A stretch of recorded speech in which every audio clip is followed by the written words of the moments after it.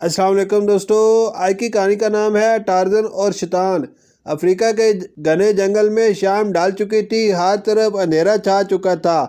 درختوں کے پتوں کی سرسراہٹ، دور سے بھیڑیوں کی آوازیں اور پرندوں کا شور ایک پراسرار ماحول پیدا کر رہے تھے، مگر ان سب کے درمیان ایک خاموش اور چاقو چوبند انسان، جنگل کا بادشاہ ٹارزن، درختوں کی شاخوں پر دوڑتا ہوا کسی مشن پر تھا۔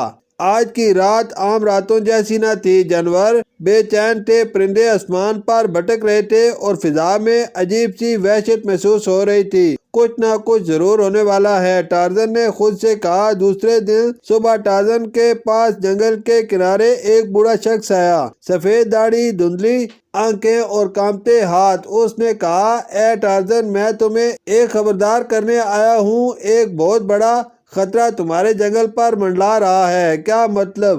کون سا خطرہ؟ ٹارزن نے چونک کر پوچھا۔ شیطان واپس آ چکا ہے، وہی شیطان جسے 1000 سال پہلے دیوتا نے بند کر دیا تھا۔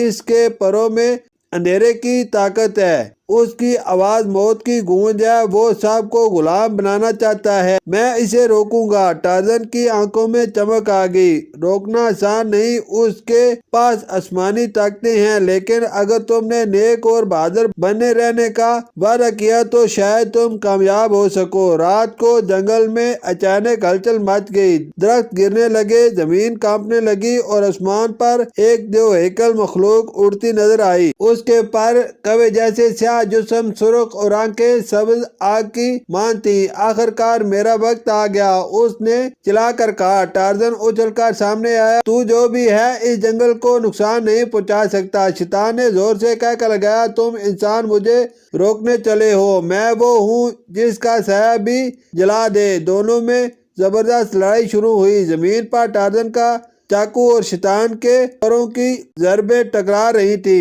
مگر شیطان طاقتور تھا اور ٹارزن کو زخمی کر کے اڑ گیا۔ زخمی ٹارزن کو جنگل کی ایک پراسرار خاتون نے بچایا۔ وہ جڑی بوٹیوں کی ماہر تھی اور اسے مہارانی کہا جاتا تھا۔ اس نے ٹارزن کے زخموں پر مرہم رکھا۔ تمہارے حوصلے کو سلام ہے، لیکن تمہیں اکیلے شیطان کا مقابلہ نہیں کرنا چاہیے۔ تمہیں قدیم ہاتھیوں کی گاہ میں جانا ہوگا، وہاں تمہیں وہ طاقت ملے گی جو شیطان سے مقابلہ کر سکے۔ ٹارزن نے کئی دنوں کی مسافت کے بعد وہ گیا تلاش کی، وہاں اسے ہزاروں سال پرانے ہاتھیوں کے مجسمے ملے۔ ان کے بیچ ایک ستون پر سنہری نیزہ چمک رہا تھا۔ ایک آواز آئی، اگر تم دل سے بہادر ہو تو یہ نیزہ تمہیں قبول کرے گا۔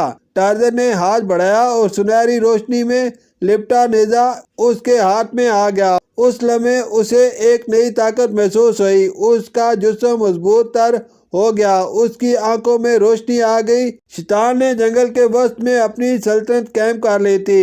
جانور غلام بن چکے تھے، درخت جھک چکے تھے اور ہر طرف اندھیرے کا راج تھا۔ ٹارزن چپکے سے اس قبیلے میں داخل ہوا جہاں شیطان بیٹھا تھا۔ میں واپس آ گیا ہوں، ٹارزن نے للکارا۔ شیطان غصے سے چیخا، تمہیں ابھی زندہ کیوں چھوڑا تھا؟ لڑائی ایک بار پھر شروع ہو گئی۔ اس بار ٹارزن کے پاس سنہری نیزہ تھا۔ جیسے ہی اس نے نیزہ شیطان کی طرف پھینکا، آسمان چمکنے لگا، شیطان کے پروں سے دھواں نکلنے لگا۔ وہ چلاتے ہوئے پیچھے ہٹا۔ شیطان نے اپنی تمام طاقت اکٹھی کی اور ٹارزن پر وار کیا، مگر ٹارزن اب وہ پرانا انسان نہ تھا، وہ ایک روشنی بن چکا تھا۔ نیزہ اس نے اپنے دل کی طاقت سے چلایا، نیزہ سیدھا شیطان کے سینے میں جا لگا۔ نہیں! شیطان چیخا اور ایک دھماکے کے ساتھ جل کر راکھ ہو گیا۔